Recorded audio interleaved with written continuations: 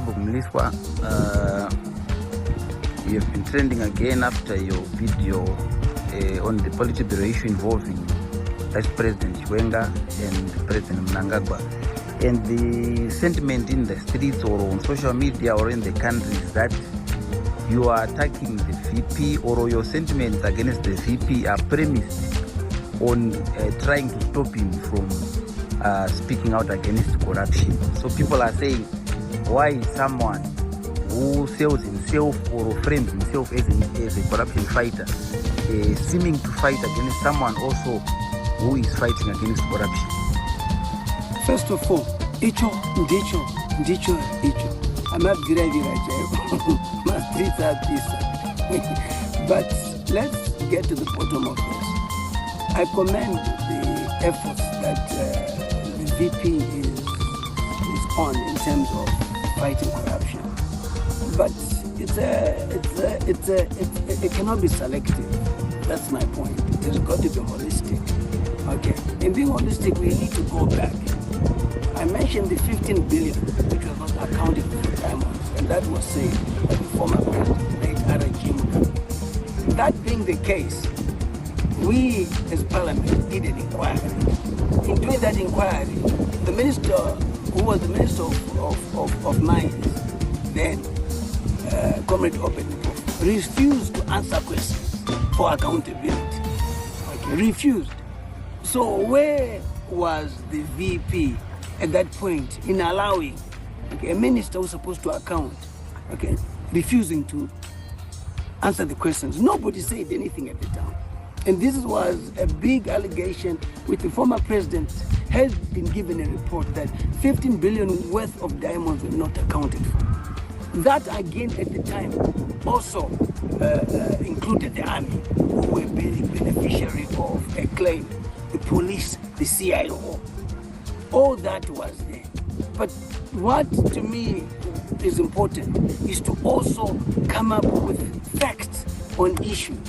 Yes, people will throw information, but how factual is this information? The due process, has it been followed at the end of the day? So I am not at all against what the Vice President has done. I commend him, but may it be holistic, because generations and generations there's been corruption.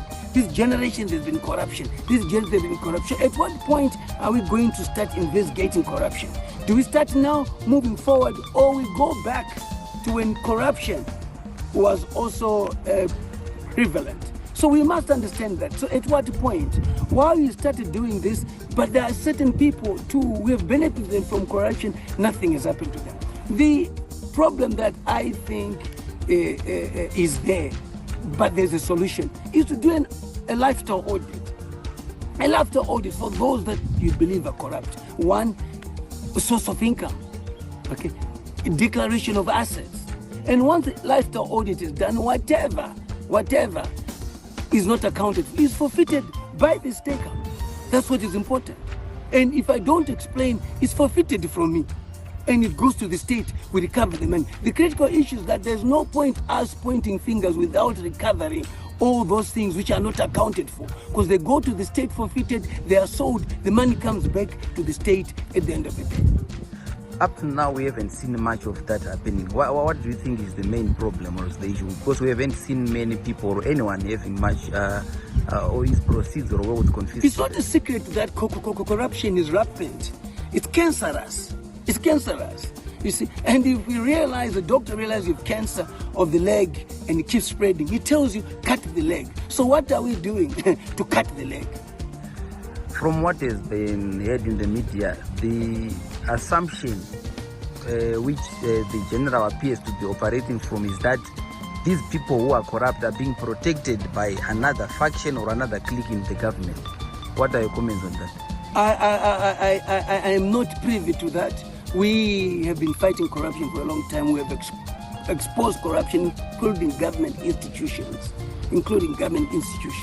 but nothing has been done. Okay, he is also part of government. What us why allow these institutions to continue being corrupt, yet there's a report from the Auditor General's office. The Auditor General's office must be commended. They've done a job, but then there is no implementation. There's no follow-up on all these issues. He must be able to ensure that institutions responsible for doing that are able to do that as the Vice President. He has those powers, unless they've not been able to do that and so forth. So I think it's very important. The other issue is Maniz itself. And I would like the Vice President to take it up. This is 7.1 trillion, 7.1 trillion projection in terms of income of Maniz. What is in it for us? Why would the government want to give that to the Chinese? He is part of the government. Why has he been quiet on it? Why has he been quiet on the abuse of Zimbabweans by the Chinese? Why have the Chinese been allowed Maniz to bring in 2,000 engineers? Okay. Don't we have 2,000 engineers in Zimbabwe? So what is the point of the relationship? Because they must also create employment for our people. 2,000, can then investigation be done in Maniz? 7.1 trillion revenue expected. We don't have a penny. 2,000 engineers came through. How did they come through? Yet we have engineers here. The law is very clear. That's also corruption. If we have a skill here, which, a skill here, we don't have to bring in expatriates. It's only transfer of skills when you bring in expatriates. They've been shooting people. Why have they been quiet about that? There are also allegations that they are also protecting these people. But the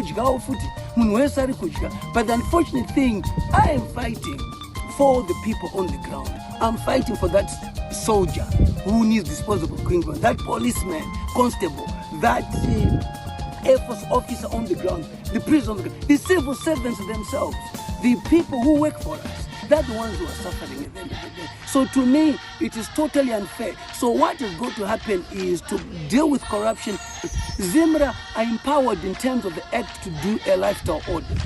And in doing a lifestyle audit, we also have to target the powers be.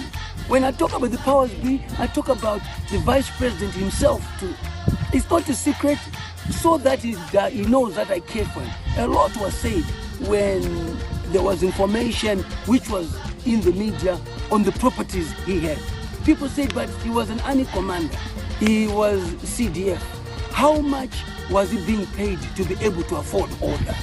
Or what businesses did he run which generated profit to be able to do that?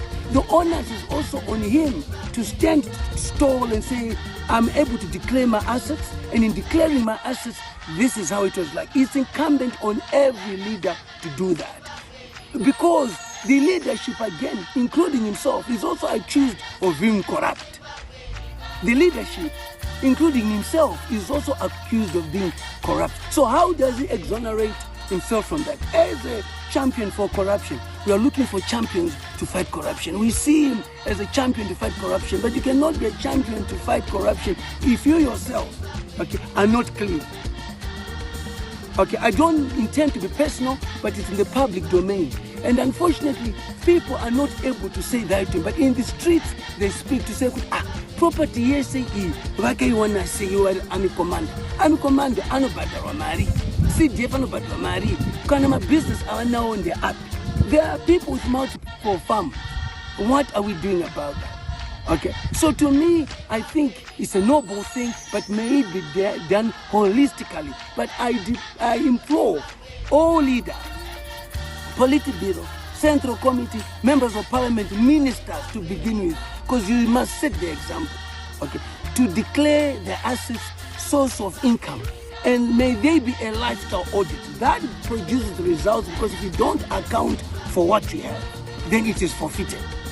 The same must go to the people he alleges are corrupt. Chivayo, let him do a lifestyle audit. Kudata agree a lifestyle audit. Scott lifestyle audit. Ngwaya lifestyle audit. They must prove their source of income. They must prove their source of income. That's what is important. And we then become a good nation. A good precedence would have been set to everybody wanting to be in power or in leadership, to know that you're not there to take what the people are supposed to get. The Auditor General's reports, which are factual, must be followed through. And those who have not performed must be arrested, because that's a professional report. Why don't we also bring all the reports forward and deal with these issues? That's what I believe can take the country forward.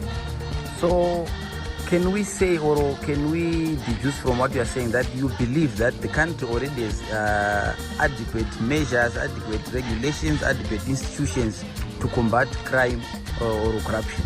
The law is clear. I've told you about the lifestyle audit. If you doubt me, you come and do a lifestyle audit on me. Temba, how did you get this car? How did you get this house? And so forth. I should be able to explain that source of income. That's what is important. And if at all it was above board, then it becomes very difficult to then arrest them. You can't also control how people spend their money. If they are spending money too much and we are seeing it, a lifestyle audit must be done. A lifestyle audit must be done. Once it's done, and an investigation is there for their source of income, and they are also declaring their assets, it's important. But leaders, for the vice president to help us, can there be a declaration of assets, source of income, and a lifestyle audit with the leaders that I've mentioned? And then people will be satisfied that this is the all that we want. And as a person who advocates for corruption at Africa level, the regional level, even locally, I would want to see a lifestyle audit being done. Can the VP raise that? Yes, there you have it. Some people are saying, I used to think, Temba, you were clever, but just realized you were a clown. How did you want VP to fight corruption as an army general? What powers did he have to ask the presidium to act on corruption? You wanted a general to ask a minister, but why are you not answering questions? You want to bring and pin generational corruption on VP now. He now has the power to confront corruption, corrupt people head on, because he is vice president. And that is why he is taking steps to fight corruption. Why are you mentioning corruption? Yana Mugabe, Nana Sekuru wako Didmas. Why kuti ati could be that time? You are down. It's now clear that you were paid by it. Even the one asking you questions has been censored to all stage managed questions. So tell us what you think about this.